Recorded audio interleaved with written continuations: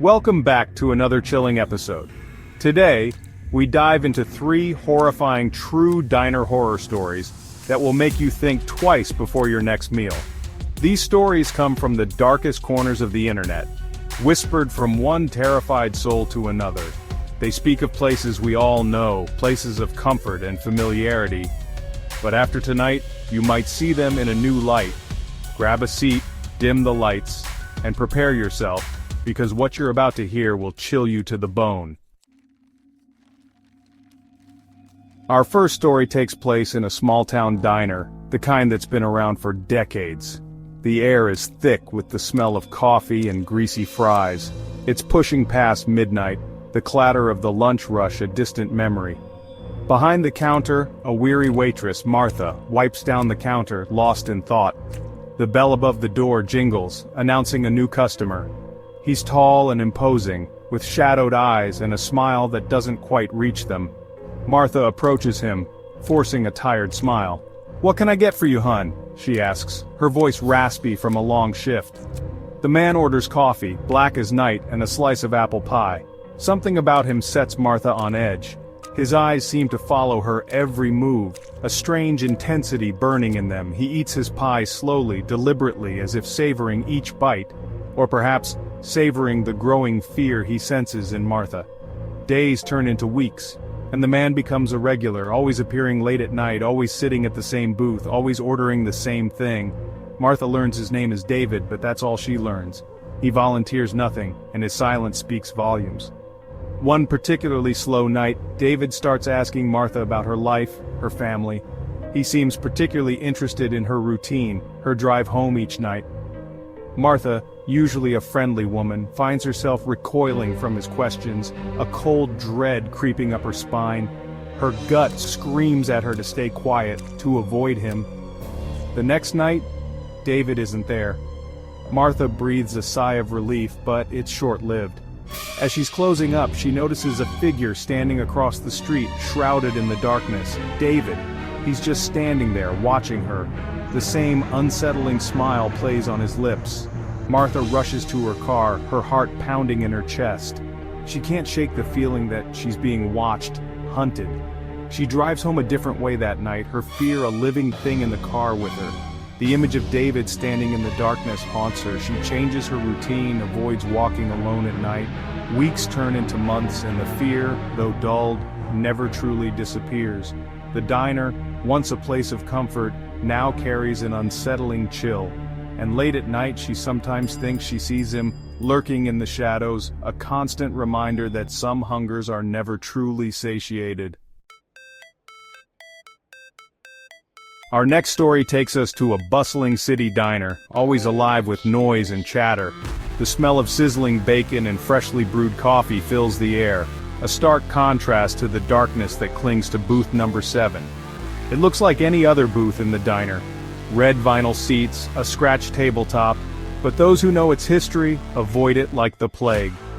It all started with a young couple, deeply in love, sharing a milkshake at booth number 7. Their laughter mingled with the clatter of dishes, a snapshot of young love, innocent and pure. But their joy was short-lived. A stray bullet from a robbery gone wrong shattered the diner's window, striking the young woman in booth number 7.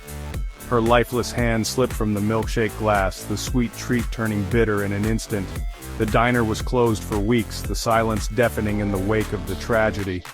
When it finally reopened, booth number 7 remained empty, untouched.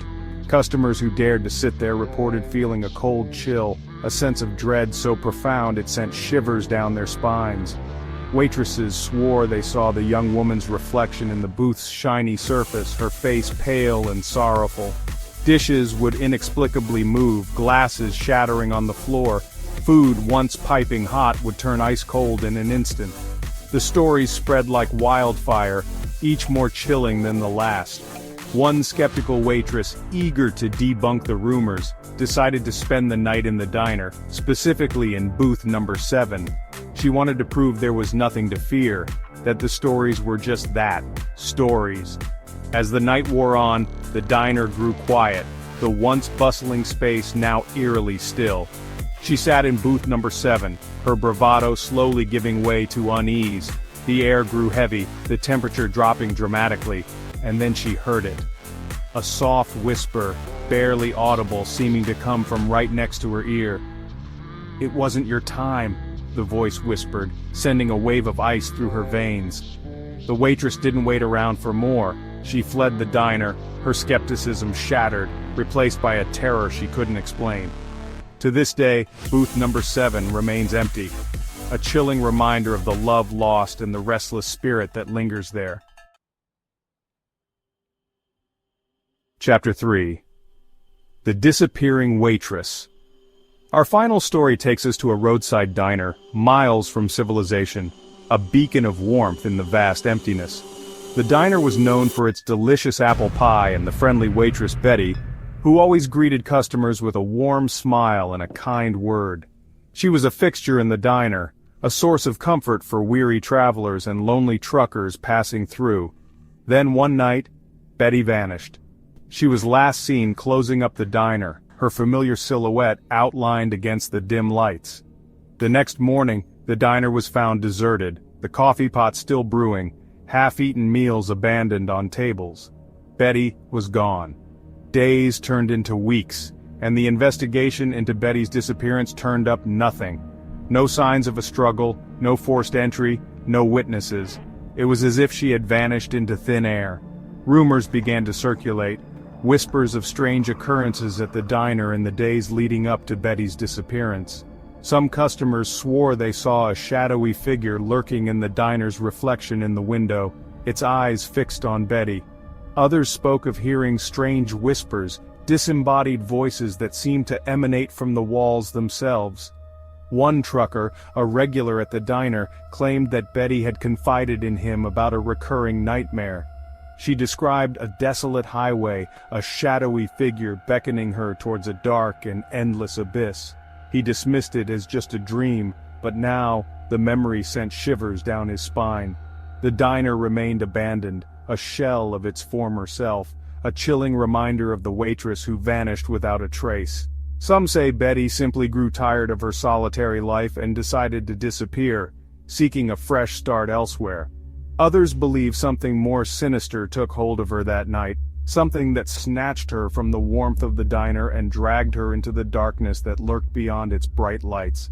The truth, like Betty herself, remains lost somewhere along that lonely stretch of highway, a chilling mystery that continues to haunt travelers and locals alike. Thank you for joining us. If you enjoyed these stories, don't forget to like, subscribe, and hit the bell icon for more spine-chilling tales. Until next time, stay safe and stay scared. Sleep tight if you can.